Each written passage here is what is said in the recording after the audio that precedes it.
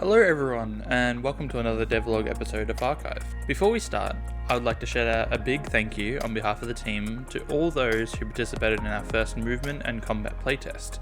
We got some fantastic feedback from it, and we look forward to showing you some of these changes in the next one. Unfortunately for me this week, I don't have a lot to show as I've been quite busy with other projects and personal matters. I do have one thing I can show you though, but at this point in time it'd be too much of a spoiler, so maybe in future weeks. However, I can confirm that you will see a lot more from me next week, as I'll be showing off the first area of the game level, as well as releasing the next playtest, which will be focused on the visual aesthetic of ARKHIVE. This playtest will be your first chance to see an early iteration of the final build of the game, but again, we will be asking for feedback to help improve the quality of life of the game before release. That's all from me this week. I know it's a bit shorter than normal from me, but I'm excited to show you what I've been working on in the coming weeks. See you then.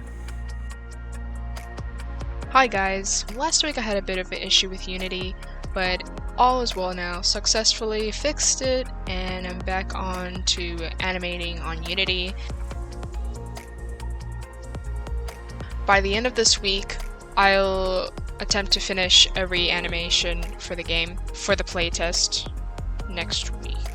So that's all I've done so far.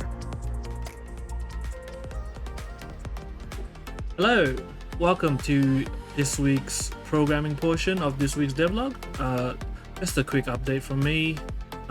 What I've done this week is mainly housekeeping stuff, so checking all the tasks and assets that we need by the end of next week, and then just making sure the team understands what needs to be done, what and when it needs to be done by. So with the programming side of things, I've added a few miscellaneous stuff and some UI stuff. I've completed the health bar, so the player's health is represented by these green blocks. If they get hit, obviously it reduces by the amount of damage the alien does.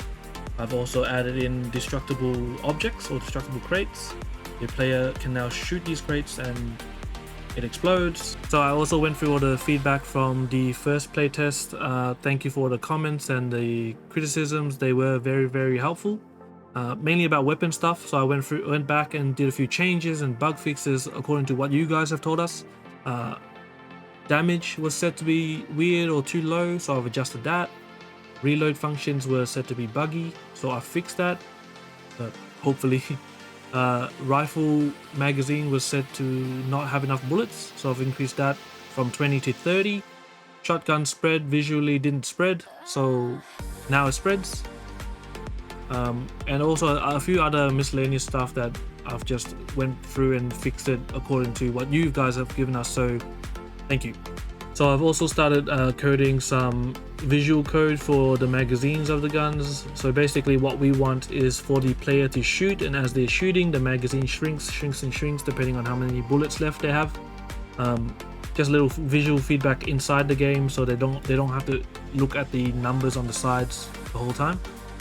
Other than that, for the coming week, I'll be working on the game flow wireframe, mainly because we have a playtest coming up in a week or two, and I want it so that all our menus and our pause menus and our settings and stuff like that are good to go by then.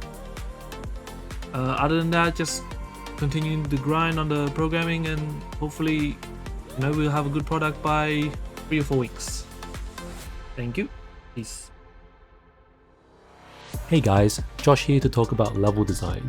These past 2 weeks have been pretty exciting for me because I've been building the grey box for the actual level that will be in the game. The first one I'm working on is kind of a tutorial level. The layout's pretty simple since we're just introducing the enemies and mechanics here. Even so, there were a lot of things I had to consider, like how long the rooms are or how challenging they should be. Something really big I had to consider was how the camera was going to affect the level, since it affects how big the rooms should feel and what kind of jumps and enemies the player can see. As I was building this level, I kept noticing new things that we needed for the narrative or player progression. Things I probably wouldn't have thought of until now. That's probably due to a lack of experience on my part, so it's cool that I'm learning new things while doing this. I've also made a start on the next level of the game. At this point, I started developing a workflow. Before I spent too much time making everything accurate and making sure all the pieces fit together, then later on redoing that entire process because I adjusted something later down the line. Now I'm trying to be a bit more loose and rough at the start, since the ideas of each section matter a lot more at this point. and because I can just adjust the ore properly later. Since this is part of the tutorial, I need to start thinking about the different power-ups that the player may have in this level. Since the game we're making is a Metroidvania, I wanted to make sure that the player can navigate a bit more easily with their power-ups, but I also needed to make sure that the player just can't skip the section until they've gone through at least once. I knew this would be a bit challenging going into this, but this is a bit harder than I thought. I'm not even sure what kind of preparation I could have done before getting into this, but it's what the grey box is for, I guess. There are some things you just can only figure out once you start doing it. I'm looking forward to seeing how players respond to these levels during playtesting, and I hope it'll be super fun to play through. Hey folks, just a quick one to let you know what we've been doing this week regarding ARKHIVE. We actually did a cross-campus collaboration this week for some of the dialogue. So the voice actor that we cast for Hawk studies in Perth, which we actually didn't realise when we chose him. But regardless, we wanted to go with him for Hawk's character. So what we did was set up a Discord call with Michael, who is voicing Hawk, and Ethan, his audio guy. So they could track all of the dialogue, and we could listen in, give some guidance, feedback, direction on how we wanted the lines said. Luckily, Michael was great. He brought the energy and delivered on the day, so we really didn't need to give much guidance. We kind of just joined the call for the show, really. It was nice to get insight into the process, though. So now Ethan is going to do a few things for me regarding the files and then send them my way.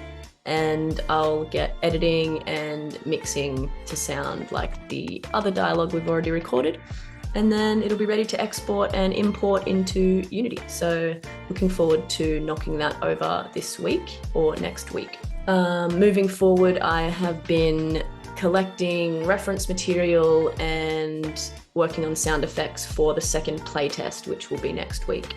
So Alvarium effects, Moth and Soldier variant, and yeah, movement noises, combat noises for them. That's been super fun, playing around with weird screechy sounds and weird synth sounds for that. So we'll see what I can come up with. No roadblocks for me this week. Everything is smooth sailing. So let's hope to keep it that way. All right, thanks. Bye.